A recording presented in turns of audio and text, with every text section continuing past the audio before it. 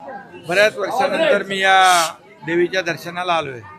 मेसाई देवीची यात्रा जेव्हा जेव्हा असायची इथे तेव्हा मी यायचो आणि आमचे सर्व ठाण्यातले लोक या गावामध्ये राहतात आणि त्यामुळे यावर्षी देखील त्यांची 2 दिवसाची यात्रा होती आणि त्या यात्रेला येण्याचा संधी मला मिळाली आणि त्यामुळे पुन्हा अनेक वर्षापूर्वीच्या आठवणी ज्या आहेत इथे सगळी लोक भेटली आणि खूप प्रेमळ सगळी माणसं आहेत आणि यांना भेटून खरंच आनंद झाला।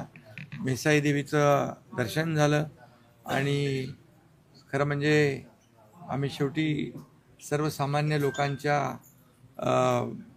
व्यथा वेदना आणि सर्वसामान्यांचं सरकार म्हणून गेले 2.5 वर्ष आम्ही काम केलं।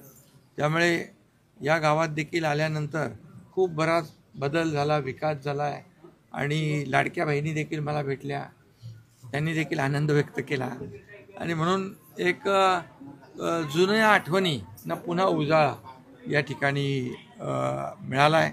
मी सर्व गावकऱ्यांना मनापासून खूप खूप त्यांना शुभेच्छा देतो।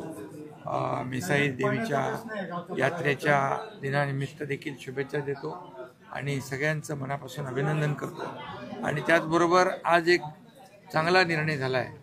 मराठी भाषेला अभिजात भाषेचा दर्जा देण्याचा एक जाहीर जी.आर. निघालेला आहे। 3 ऑक्टोबर 2024ला केंद्रीय मंत्रिमंडळामध्ये निर्णय झाला आणि त्याचा जी.आर. आज गजेंद्रसिंग शेखावत हे मंत्री यांनी आमचे मराठी भाषा मंत्री उदय सामंत यांना सुपूर्द केला।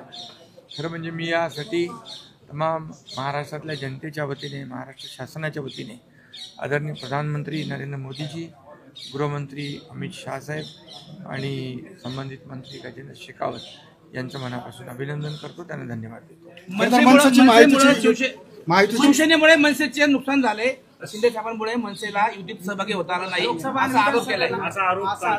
मनसेची महायुती एकनाथ शिंदेमुळे फिसकटली। इलेक्शन झालं, विधानसभा निवडणुका झाल्या, विधानसभा निवडणुकांमध्ये महायुतीला लँडस्लाईड मॅन्डेट लोकांनी दिलं आणि त्यामुळे आता आम्ही काम जोमाने करतोय।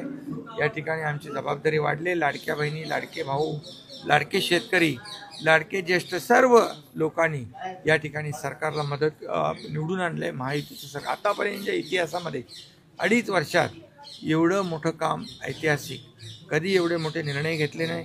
विकासाचे निर्णय घेतले, एकीकडे विकास प्रकल्प केले, दुसरीकडे लोकाभिमुख कल्याणकारी योजनांना प्राधान्य दिलं।